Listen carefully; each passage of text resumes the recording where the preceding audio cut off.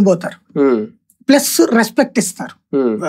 నాన్న బావ తాత ఇట్లా మాట్లాడి, అదే పోలీసులు వచ్చాడు యారా ఏందిరా లండిగే ఇట్లా మాట్లాడతారు. ఆ బిహేవియర్లు చూసడం వలన వాళ్ళల్లో ఒక ఇది ఉండేది. ఇప్పుడు సీన్ మారిపోయింది కదా కంప్లీట్ గా. ఇవాళ రోజున ఆలోచన కంప్లీట్ డిఫరెంట్. వాళ్ళకి చదువుకున్నారు, పిల్లలు ఉద్యోగ ఉపాధి అవకాశాలు చేస్తున్నారు, తమ తల్లిదండ్రులు తమ ప్రాంతం బాగుండాలి, ఇప్పటికి కూడా నడవడానికి వీల్లేని ప్రదేశం ఏంది చండాలంగా.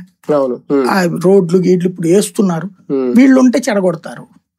కాబట్టి వీళ్ళు పోతేనే తమ ఏరియాలో మౌలిక వస్తువులు వస్తాయి అన్నటువంటి నమ్మకం పెరిగింది గిరిజన ప్రాంతాల్లో. కాబట్టి మావోయిస్టులకి అక్కడ షెల్టర్ పోయింది ఓ రకంగా చెప్పాలంటే. ఇదివరకు మావోయిస్టులకి పోలీసులు ఇన్ఫర్మేషన్ ఇస్తుండేవాళ్ళు జనాలు, ఇప్పుడు పోలీసులకు మావోయిస్టులు ఇన్ఫర్మేషన్ ఇస్తున్నారు జనాలు. అప్పుడు ఎవడో ఆ ఊరు మొత్తం మీద ఒకళ్ళకో ఇద్దరికి డబ్బులు ఇచ్చి వీళ్ళు డకాయికే పెట్టుకునేవాళ్ళు పోలీసులు, వాళ్ళ మధ్యలో మావోయిస్టులు కాల్చి చెప్పేవాళ్ళు. ఇవాళ రోజున డకాయిల్ని పెట్టుకోవాల్సిన అవసరం లే, పబ్లికే చెప్తున్నారు అటు పోతున్నారని మీరు చూసుకోండి అని. ఎందుకని మావోయిస్టుల మీద ప్రేమ పోయింది.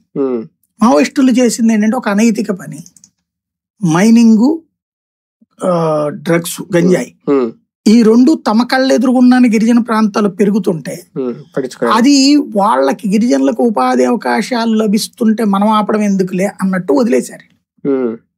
అంటే అది ఒక ఉపాధిగానే చూశారు, అది నేరం అని అనుకోలేదు, క్రైమ్ అనుకోలేదు. అది వాళ్ళ దృష్టిలో మర్డర్ చేయడం కూడా క్రైమ్ కాదు కదా, అంటే చట్టం కూడా క్రైమ్ కాదు కదా వాళ్ళ దృష్టిలో, మావోయిస్టుల దృష్టిలో. ఈ రాజ్యాంగాన్ని వాళ్ళు అంగీకరించరు కదా, అందుకని తప్పే ఉందిలే అన్నట్టు చూశారు. దాంతో